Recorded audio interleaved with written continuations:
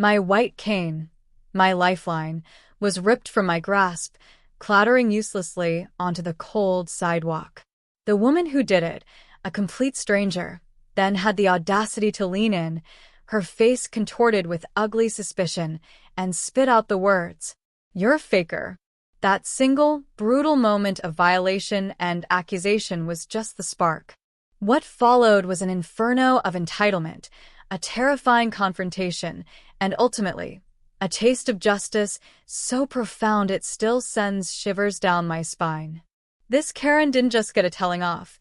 She got charged with theft and felony assault on a disabled person. You absolutely want to hear how this nightmare unfolded and how she got every last thing she deserved. Before this whole ordeal exploded into my life, my days had a certain rhythm, a quiet predictability that I'd come to rely on. My name is Sarah, and I'm a woman in my late 30s. I've spent nearly half my life adapting to retinitis pigmentosa, a condition that's been slowly, relentlessly stealing my sight. It started with night blindness in my early 20s, then my peripheral vision began to shrink, like looking at the world through an ever-tightening tunnel. Now, that tunnel is pretty narrow, and the world beyond its edges is a blur of light and shadow.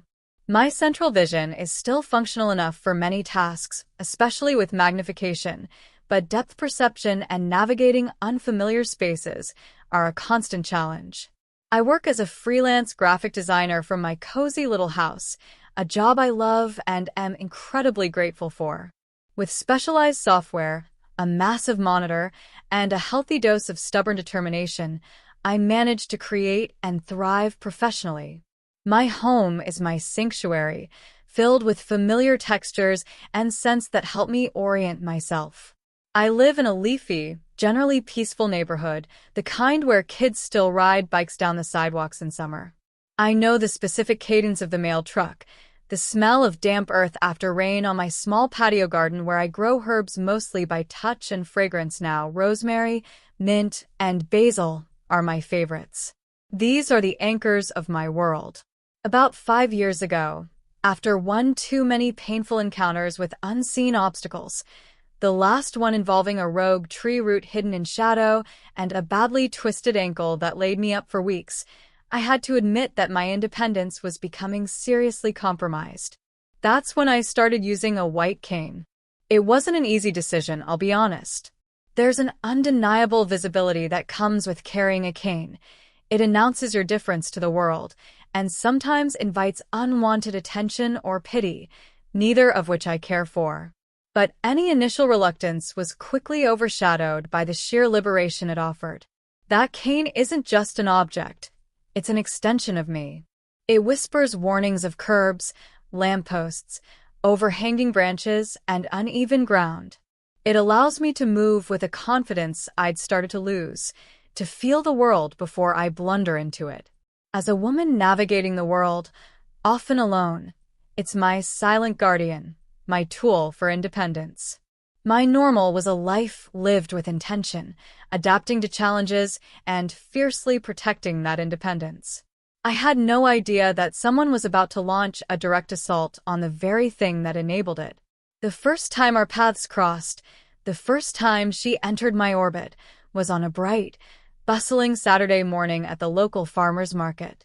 The air was thick with the aroma of fresh strawberries and baking sourdough bread, the cheerful cacophony of vendors hawking their wares and families enjoying the weekend sunshine.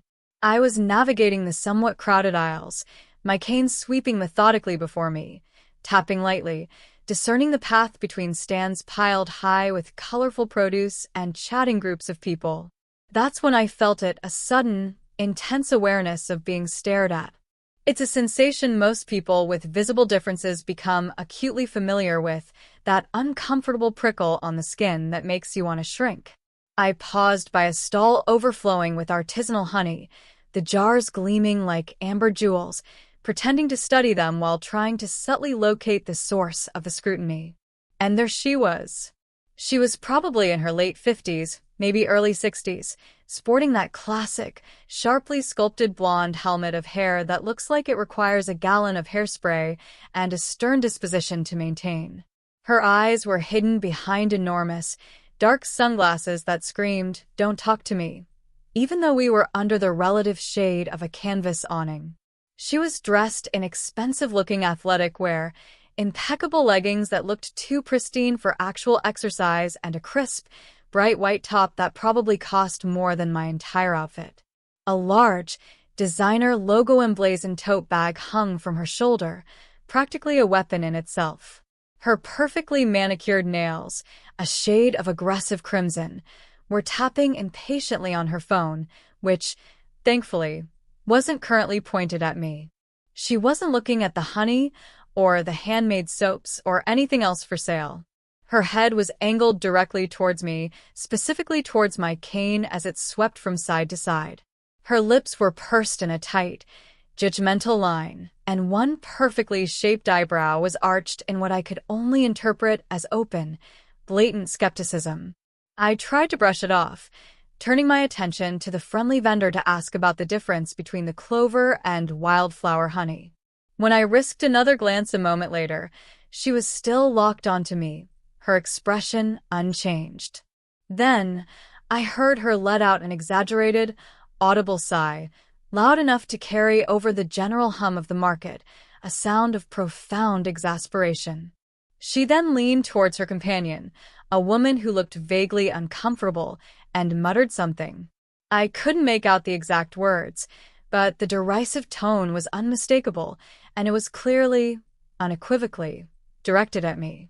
A flush of heat crept up my neck, burning my ears. I'm no stranger to curious glances, even the occasional ignorant comment, but this felt different, more personal, more hostile. There was an active disdain in her stare, an undercurrent of accusation that was deeply unsettling and, frankly, offensive.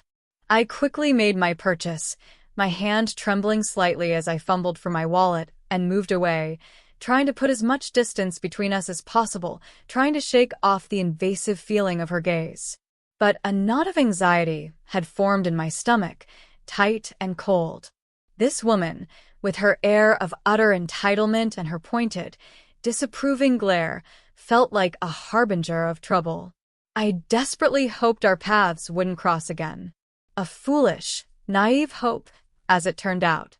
That encounter at the farmer's market, unfortunately, was just the opening act in what would become a disturbing pattern.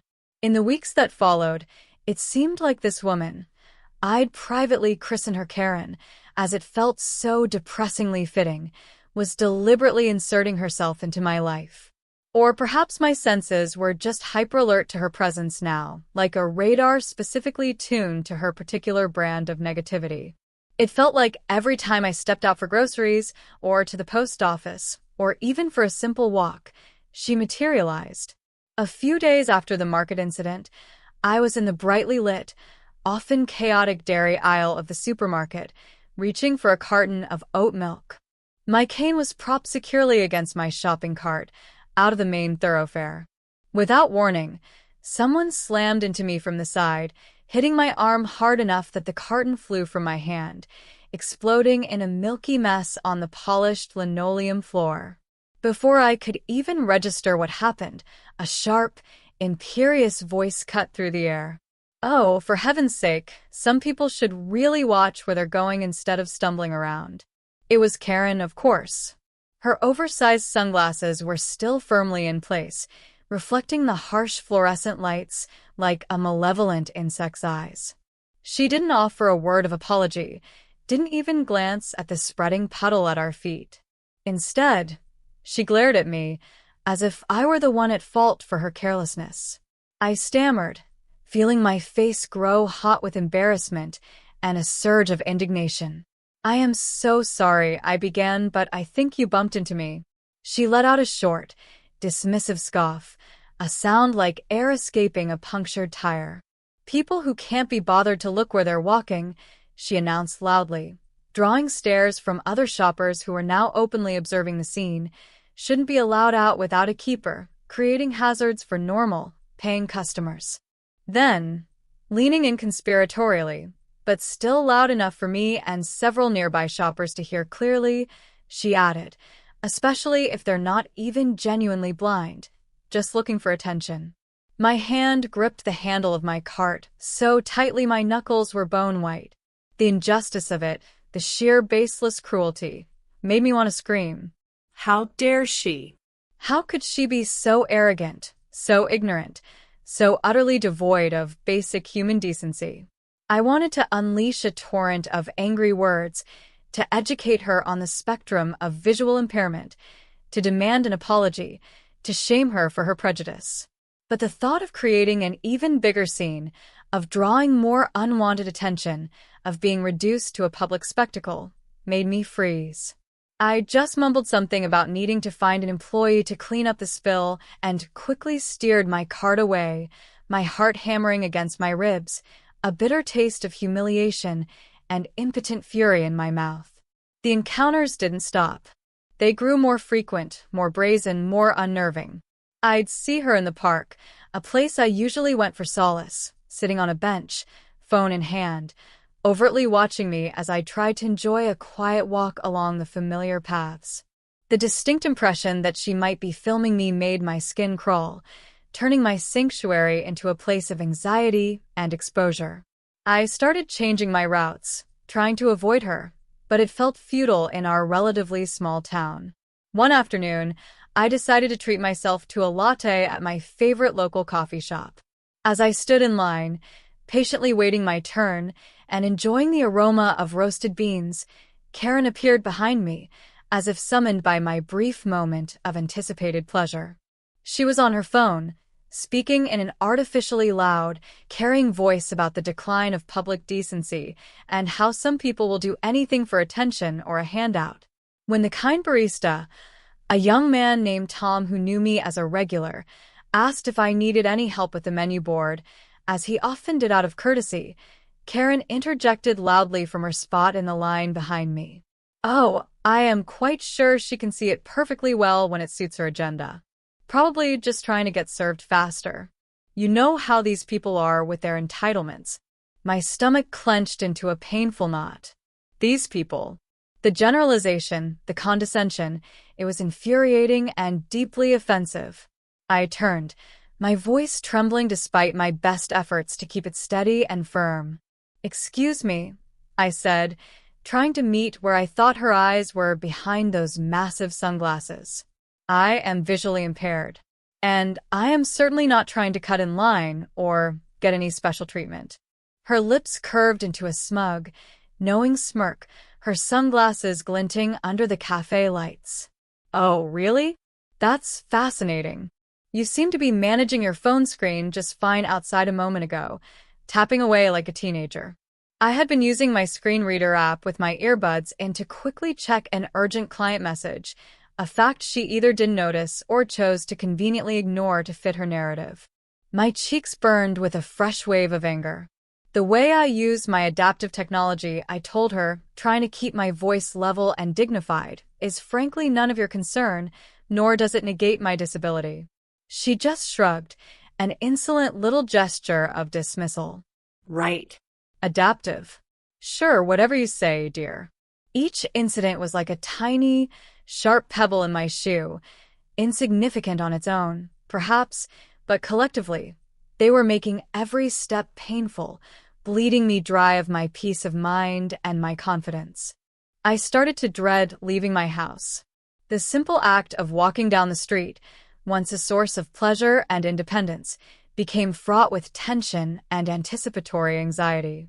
I felt like I was constantly looking over my shoulder, bracing for her next appearance, her next snide remark, her next judgmental stare. My anxiety levels were through the roof. I even began to have fleeting, irrational thoughts, wondering if I was doing something to provoke her, which I knew was utterly ridiculous, but her constant targeting was insidious. The stress was becoming a heavy, suffocating weight, and I had a sinking, undeniable feeling that this campaign of escalating harassment was building towards something far worse, something more direct and confrontational. The day everything finally and irrevocably exploded was an otherwise unremarkable Tuesday. I'd spent the morning wrestling with a particularly tricky design project that involved intricate details, leaving my eyes tired and my brain feeling like mush. I decided a walk would help clear the mental cobwebs and stretch my legs. The sky was a soft, bruised gray, threatening rain but holding off for now, the air cool and damp.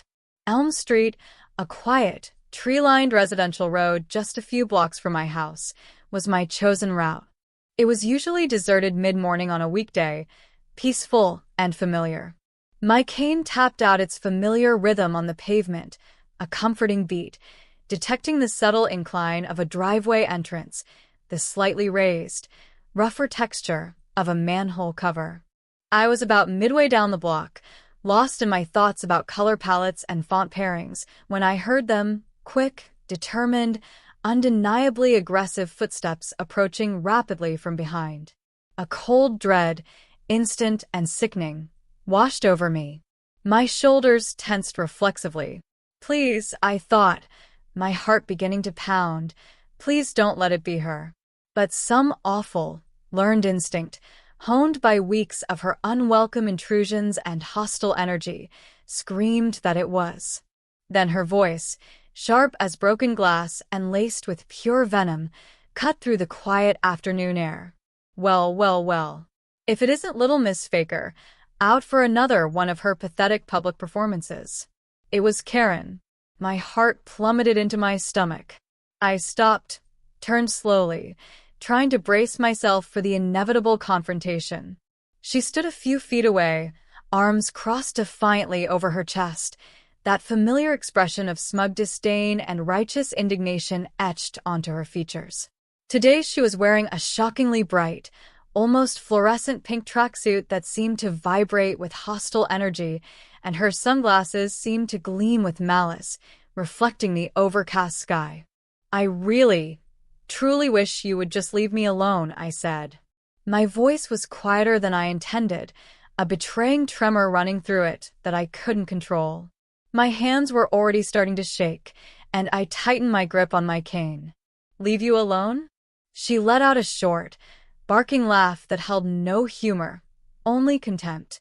Why on earth would I do that when you're gallivanting around town, committing blatant fraud day after day?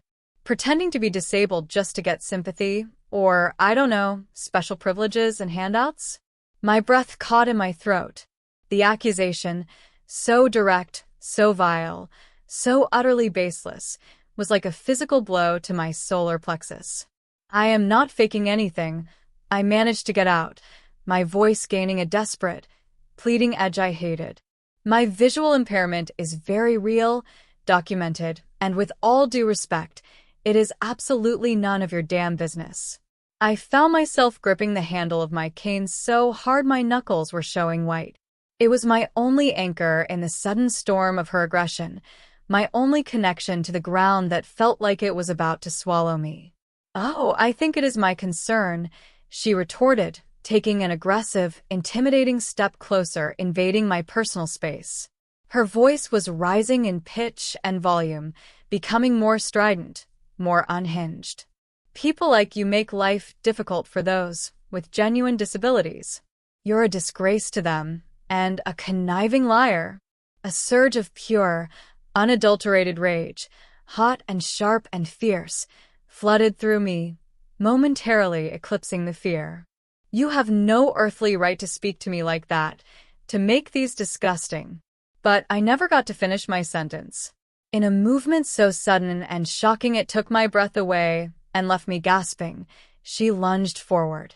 Her hand shot out, a blur of pink fabric and red nails, grabbed my white cane just below the handle, and violently, brutally, yanked it from my grasp. The world literally tilted. The abrupt loss of contact, of that crucial sensory input I relied on for balance and orientation, was profoundly disorienting. For a horrifying second, I felt like I was falling, like the ground had vanished beneath my feet. Panic, cold and sharp as ice shards, clawed at my throat, choking me. "What are you doing?" I cried out, my voice cracking with terror and disbelief. I flailed a hand out into the empty space where my cane had been just a moment before, my fingers closing on nothing but air. Give that back to me. I need that. That's mine. Please. Karen took a triumphant step back, holding my cane aloft like a grotesque prize she'd won in some twisted contest. Need it? She sneered, her face alight with a disturbing kind of malicious glee that made my blood run cold. I highly doubt that, you little fraud. Let's just see how well you navigate without your precious little prop, shall we?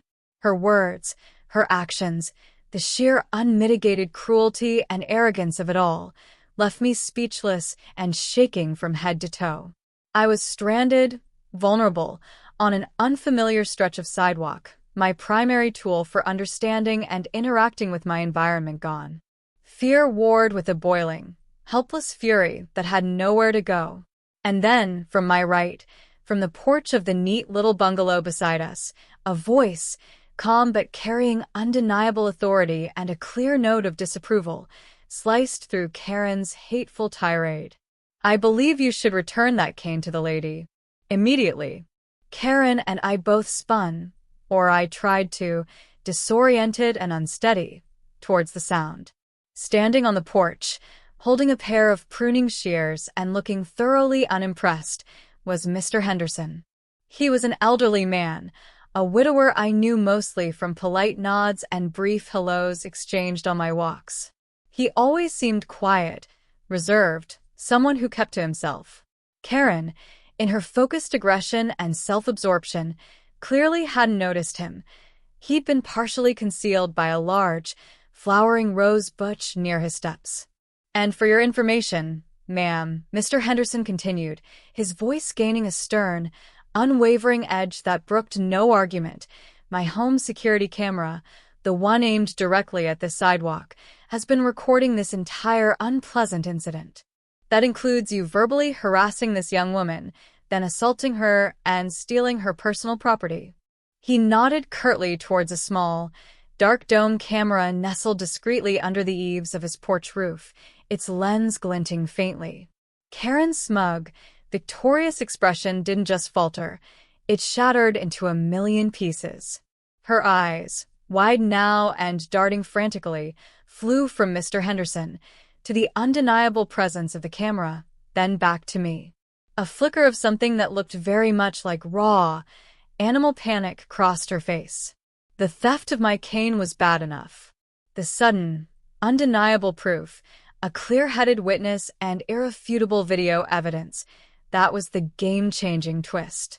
And judging by the rapid, visible paling of Karen's complexion beneath her expensive foundation, she knew it too. This was no longer her word against a faker. This had just become very, very real and very, very serious. My head was spinning, a confusing vortex of fear, shock, and a dawning, incredulous relief.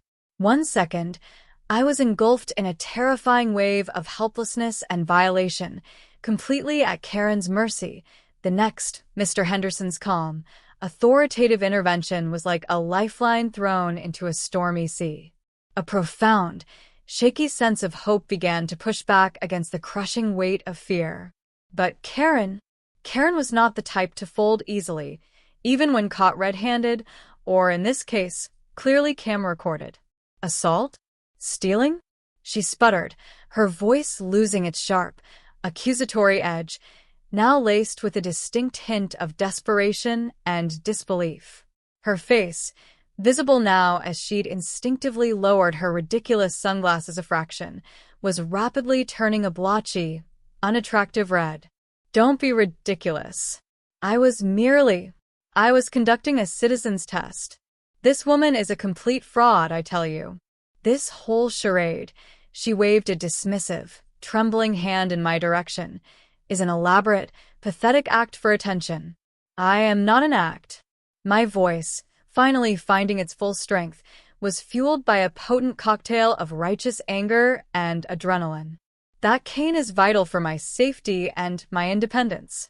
You had absolutely no right to lay a hand on it, let alone rip it away from me like some kind of playground bully. Give it back to me, now.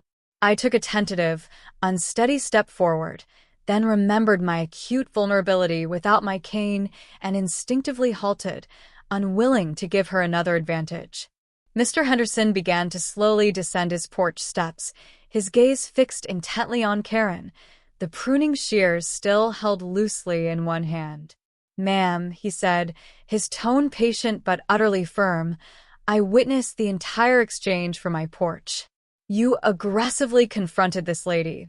You subjected her to a stream of verbal abuse, and then you physically took her white cane from her. In my book, and I suspect in the eyes of the law, that constitutes theft and quite possibly assault. I am now calling the police." He calmly retrieved his mobile phone from his pocket and began to dial. The word police finally seemed to pierce through Karen's thick armor of self-righteous indignation and denial. Her eyes widened, showing actual, undiluted fear now. "Police? You can't call the police over this. It's a simple misunderstanding. A neighborly dispute. She's the one harassing me. She's mentally unstable." The sheer absurdity of her claim, given she was still holding my cane like a hostage, was almost comical if the situation hadn't been so intensely serious and frightening. "I am harassing you?" I asked, my voice dripping with disbelief and sarcasm. "You accosted me on a public street, stole my essential mobility aid, and you're accusing me of faking my lifelong visual impairment and harassing you? The logic is breathtaking." While Mr. Henderson calmly relayed the address and a brief, factual summary of the situation to the dispatcher on the other end of the line, Karen's composure completely disintegrated. The smug superiority vanished, replaced by a frantic, almost manic energy. She began to pace erratically on the sidewalk, still clutching my cane, which now seemed less like a trophy and more like a burning coal in her hand, a piece of damning evidence.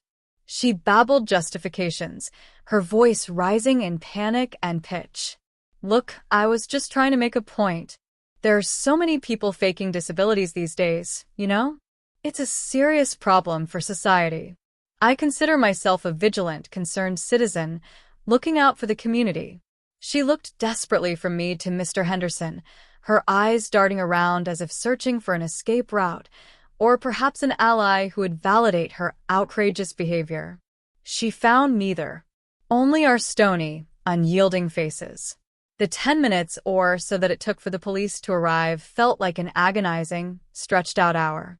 Karen continued her disjointed, increasingly hysterical monologue, alternating between attempts to rationalize her abhorrent behavior. "My cousin's sister-in-law is actually disabled, and fakers like her make it so much harder for the genuinely afflicted. They take resources and thinly veiled threats. You're going to be very sorry you involved the authorities. I have influential friends, you know. My husband is a very important man." I stood my ground, trembling slightly but resolute, while Mr. Henderson remained silent, unwavering presence on his lawn, a bastion of calm and moral authority. Finally, the welcome sight of a police cruiser, its lights subtly flashing, pulling up to the curb. 2 officers, a man and a woman, emerged, their expressions professional, calm, and serious.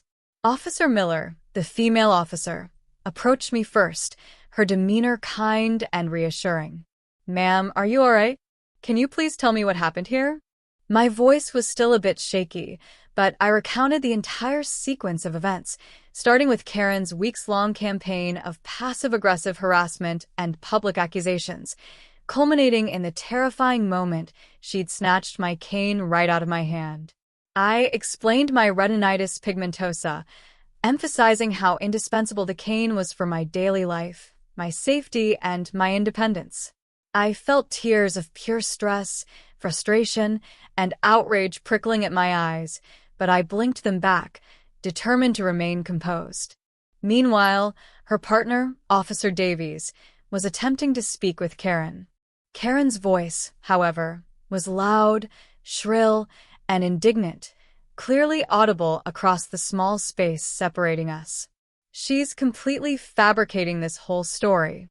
She's a drama queen looking for a payout. I barely even touched her. And that cane, she probably found it in a dumpster. Look at her. She's staring right at you. She's not blind at all. She's a manipulative liar. I was, of course, facing the sound of Officer Davies's voice, a natural human reaction for anyone, cited or not. Mr. Henderson then stepped forward, providing his own clear, concise, and utterly damning account of what he had witnessed from his porch. He explicitly mentioned his high-definition security footage and offered to make it available to them immediately. As Officer Miller listened intently to Mr. Henderson, her expression grew increasingly stern, her jaw tightening. She then politely asked if I carried any form of identification or documentation that could verify my condition. I always keep a medical alert card and contact information for my ophthalmologist in my wallet, which I promptly provided. The two officers exchanged a significant, knowing look. Officer Davies then turned his full attention back to Karen, who was still attempting to loudly argue her case and paint herself as the victim of a malicious conspiracy. "Ma'am," he said, his voice now carrying a distinct edge of official impatience, "you were observed by an independent witness and reportedly recorded on camera, forcibly taking this lady's white cane. This cane is a clearly identifiable mobility aid for a person with a disability. You have, by your own admission in a roundabout and defensive way, confirmed taking it. She clearly requires it for her safety and has repeatedly asked for its return. That, ma'am, unequivocally constitutes theft. Furthermore, given that this device is essential for her safe navigation and personal autonomy and the aggressive and violent manner in which you deprived her of it, causing her significant distress and potentially placing her in danger, we are also considering assault charges." Karen's jaw literally dropped.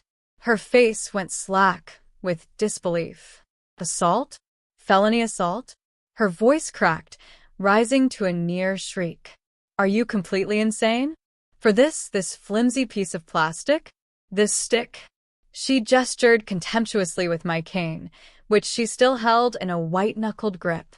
"That flimsy piece of plastic, as you so callously and ignorantly describe it," Officer Miller interjected, her voice sharp and cold as steel, "is a legally recognized symbol and an essential tool for a visually impaired individual. To forcibly deprive someone of such an aid is an extremely serious offense. And yes, in this state, assaulting a person with a disability, which includes the act of taking their essential assistive equipment, can indeed be prosecuted as a felony. The law is very clear on this." The last vestiges of color drained from Karen's face. The fight, the bluster, the arrogance, all seemed to evaporate from her in an instant, replaced by a dawning, horrified understanding of the deep, deep trouble she was in. No, you can't be serious. This is a gross overreaction. A misunderstanding. I am a respected businesswoman in this community. I volunteer. I have rights. Respected members of the community do not typically engage in the assault of disabled individuals and the theft of their essential mobility aids, Officer Davies stated, his tone utterly devoid of sympathy, flat and final. He then took a purposeful step towards her. "Ma'am, for these reasons I am placing you under arrest for theft and assault." Karen let out a strangled, guttural cry, a sound of pure animal panic. "No. You can't do this to me. This is outrageous. This is police brutality. I demand to speak to your captain. My husband is a very important lawyer. You'll be sorry. You will all regret this. This is a violation of my civil rights." Her protests and threats were utterly futile, like water bouncing off stone. Officer Davies calmly and efficiently handcuffed her, her hands behind her back.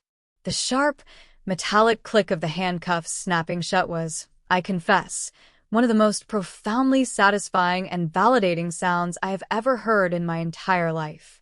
Karen then dissolved into a full-blown, theatrical meltdown, complete with hysterical wailing, sobbing, and accusations. "My reputation will be destroyed. My children will be ashamed. This is a travesty of justice. I'm the victim here. They guided her, still shrieking and struggling dramatically, into the back of the cruiser. Officer Miller gently retrieved my cane from where Karen had finally, unceremoniously dropped it onto the grass during her arrest, as if it had suddenly burned her hand. She carefully wiped the handle with a disinfectant wipe from her kit before handing it back to me. My fingers closed around the familiar, smooth grip, and a wave of relief so intense, so overwhelming, it almost made my knees buckle, washed over me. It felt like a vital part of me had been forcibly torn away and then, finally, blessedly, restored. As the police car pulled away from the curb, its siren now briefly activated to clear traffic, Karen's face, contorted with impotent rage, disbelief, and ugly, streaming mascara, was briefly visible through the rear window. Then she was gone. The street was suddenly, blessedly quiet again, the only sounds the gentle rustling of leaves in the light breeze and the distant, cheerful chirping of sparrows. The immediate drama was over. But for Karen, the real, lasting consequences were only just beginning. In the immediate aftermath, as the sound of the police siren faded into the distance, Mr. Henderson, bless his kind and courageous heart, invited me into his warm, welcoming home. His wife, a sweet, gentle lady with kind eyes and a comforting presence, fussed over me, bringing me a cup of strong, sweet tea and a plate of homemade shortbread cookies, expressing her utter shock and profound dismay at what Karen had done. They sat with me in their cozy living room, surrounded by family photos and the scent of old books, while I slowly stopped shaking, their quiet solidarity and unwavering support a balm to my frayed nerves and shattered composure. The police officers had taken my detailed statement and Mr. Henderson's, and they assured us that with the unambiguous eyewitness testimony and the crystal-clear security footage, the case against Karen was exceptionally strong. They confirmed she would be booked on charges of theft and, very likely, felony assault on a disabled person, pending the prosecutor's final review and formal charging decision. Holding my cane again was an indescribable relief, though for several days afterwards, it felt contaminated, tainted by her touch and her malice. Each time my hand closed around its familiar shape, the memory of Karen's sneering face, her hateful words, and the terrifying sensation of it being ripped from my grasp would flash in my mind. But I was fiercely determined not to let her actions diminish its significance or my reliance on it. I cleaned it meticulously that evening, a methodical, almost symbolic act of purging her venomous energy from it, reclaiming it as my own, an extension of my will and independence. News of Karen's arrest and the shocking reason behind it ripped through our relatively small, close-knit community like a shockwave. Apparently, Karen was indeed fairly well known, primarily in local business circles and through her involvement in some charity committees, though perhaps her respected status was more self-proclaimed and aggressively maintained than universally acknowledged or genuinely earned. The general reaction from those who heard the story was one of disbelief, disgust, and outrage. How could anyone behave so cruelly, so ignorantly, especially towards someone with a disability? I received several calls and messages of support from neighbors and acquaintances I hadn't spoken to in ages.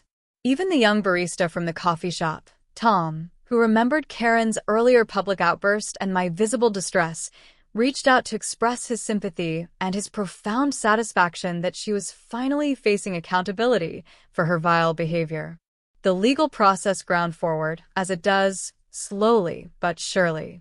Karen, predictably, hired an expensive, sharp-suited lawyer from the city who tried every trick in the book, arguing it was a simple misunderstanding blown out of proportion, that Karen suffered from temporary stress-induced poor judgment due to unspecified personal pressures, even attempting to insinuate that I had somehow provoked the incident or exaggerated my visual impairment for sympathy. But Mr. Henderson's crystal-clear, time-stamped security footage was irrefutable. His calm, unwavering, and meticulously detailed testimony in subsequent depositions, combined with my own account of the ongoing harassment, the specific details of the final assault, and the medical documentation of my condition, painted a damning and undeniable picture of Karen's culpability. Ultimately, faced with the overwhelming evidence and the very real possibility of a felony conviction and potential jail time, Karen's lawyer advised her to take a plea deal. She pleaded guilty to misdemeanor theft of property and a reduced charge of battery, thereby avoiding the felony assault conviction. Her sentence included substantial fines that likely made a dent in her designer bag budget, court-ordered intensive anger management counseling, a lengthy probation period with strict conditions, a significant number of community service hours, ironically, some to be served with organizations supporting disabled individuals, and a permanent restraining order preventing her from coming anywhere near me, my home, or my workplace.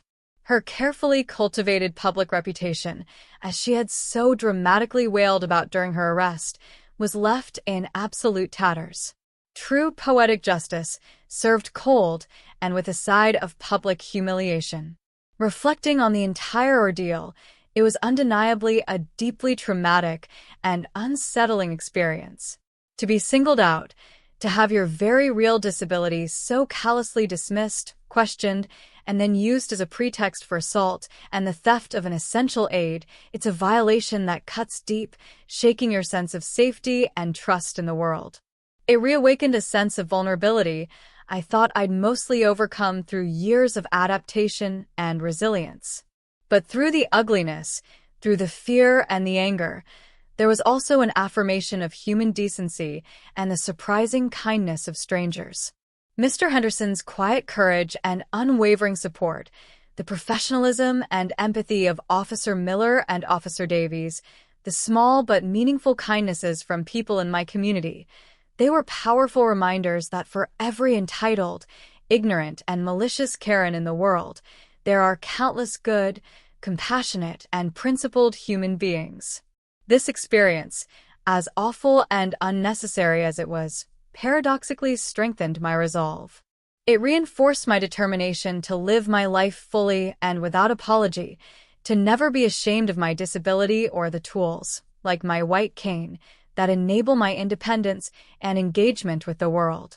That cane is a symbol of my resilience, my ability to navigate a world not always designed for me, and my right to do so safely and with dignity. And if there's one enduring lesson I've carried away from this, it's the profound importance of standing up for yourself, even when your voice shakes and your knees tremble, because silence often enables the aggressor. Justice, in this instance, wasn't just a legal outcome printed on a court document. It was a deeply satisfying, emotionally resonant payoff, a restoration of balance. And one can only hope that Karen, wherever she is, enduring her fines and her mandatory counseling, learned a very painful, very permanent lesson about the serious consequences of her arrogance, her prejudice, and her decision to mess with the wrong visually impaired woman on the wrong day.